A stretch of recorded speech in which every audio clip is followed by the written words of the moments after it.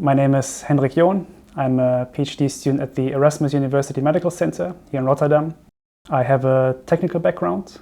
I previously worked as a software engineer, and I joined the Eden project as a junior researcher to work primarily on work package 3, which is on personalized medicine.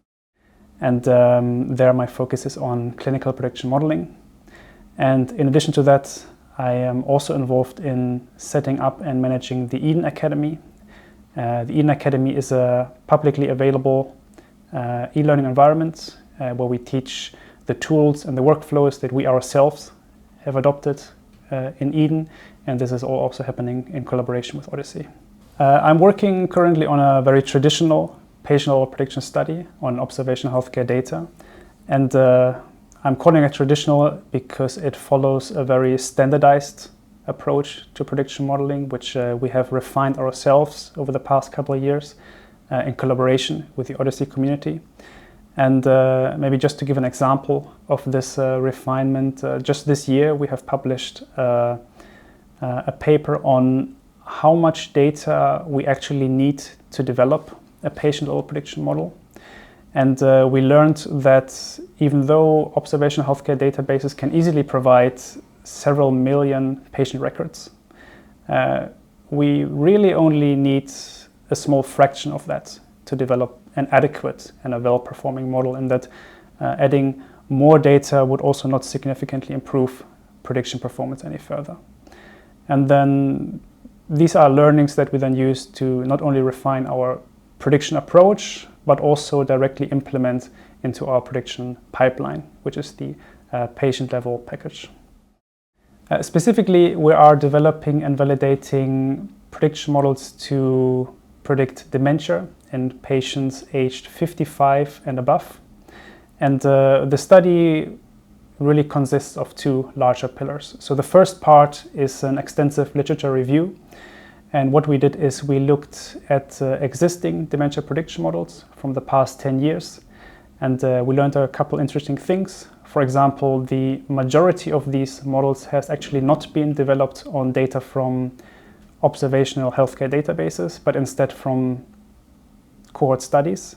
And data from cohort studies, for example, you can think of data from questionnaires, interviews, or cognition tests. And we would also argue that data from cohort studies makes it a bit easier to develop prediction models because they have covariates that are more dementia specific, while data from observational healthcare databases are just describing the health of a patient more general.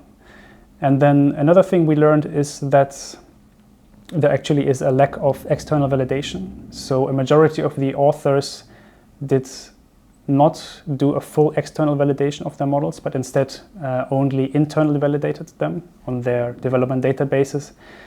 And the problem with this lack of external validation is that it is very hard at this point to tell how well these models would generalize to other patients in other databases.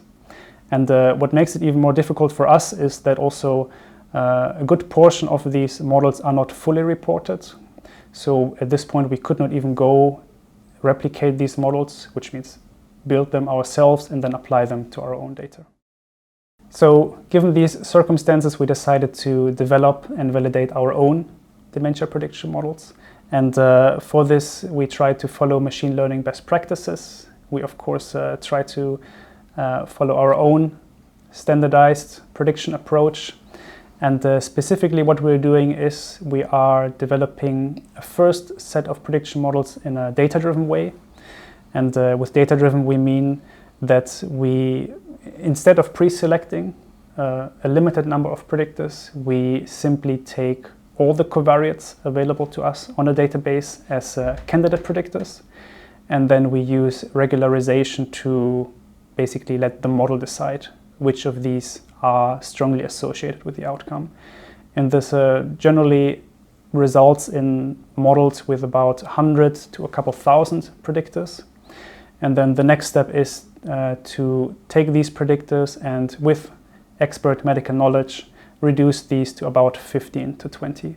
So the final goal of the study is to arrive at a model which can predict dementia in patients aged 55 to 85 with at most 20 predictor variables.